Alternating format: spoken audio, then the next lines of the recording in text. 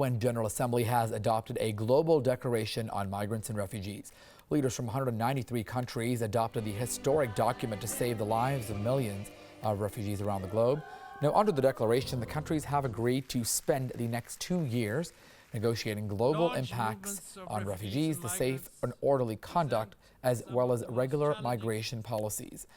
The declaration, though, is being called insufficient by some human rights groups, saying it does not address what UN Secretary General Ban Ki-moon's call for the resettlement of about 10% of refugees every year. However, we know that no one state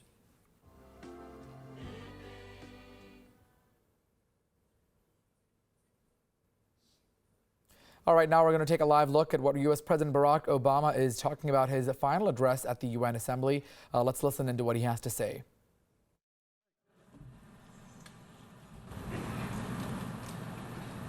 We have to remember that the choices of individual human beings led to repeated world war.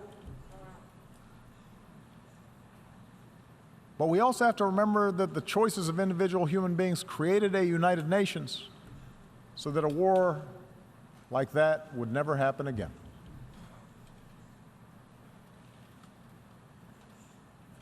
Each of us, as leaders, each nation, can choose to reject those who appeal to our worst impulses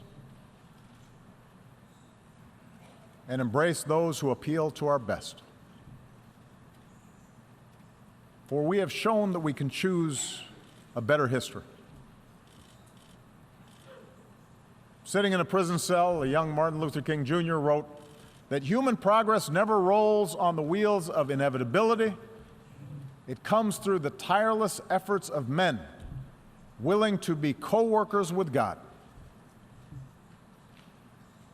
And during the course of these 8 years, as I've traveled to many of your nations, I have seen that spirit in our young people,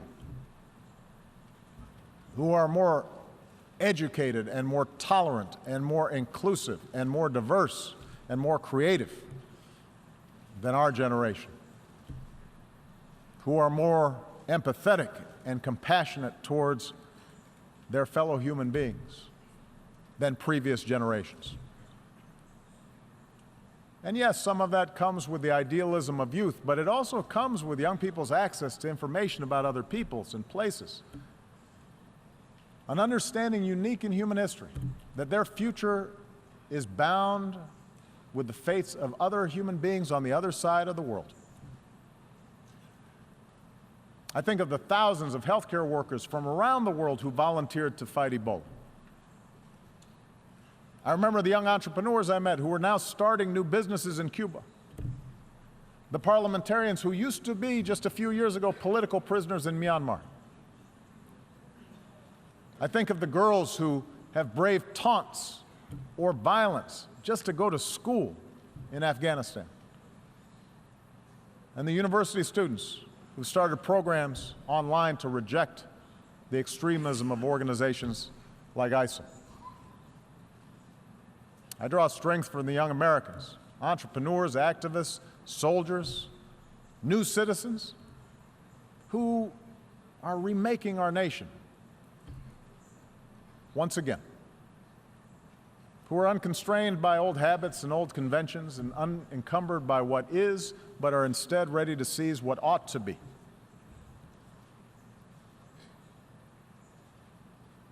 My own family is made up of the flesh and blood and traditions and cultures and faiths from a lot of different parts of the world. Just as America has been built by immigrants from every shore. And in my own life, in this country, and as president, I have learned that our identities do not have to be defined by putting someone else down, but can be enhanced by lifting somebody else up. That they don't have to be defined in opposition to others, but rather by a belief in liberty and equality and justice and fairness. And the embrace of these principles as universal doesn't weaken my particular pride, my particular love for America. It strengthens it. My belief that these ideals apply everywhere doesn't lessen my commitment to help those who look like me or pray as I do or pledge allegiance to my flag. But my faith in those principles does force me to expand my moral imagination and to recognize that I can best serve my own people. I can best look after my own daughters by making sure that my actions seek what is right for all people and all children and your daughters and your sons. This is what I believe, that all of us can be co-workers with God. And our leadership and our governments and this United Nations should reflect this irreducible truth. Thank you very much.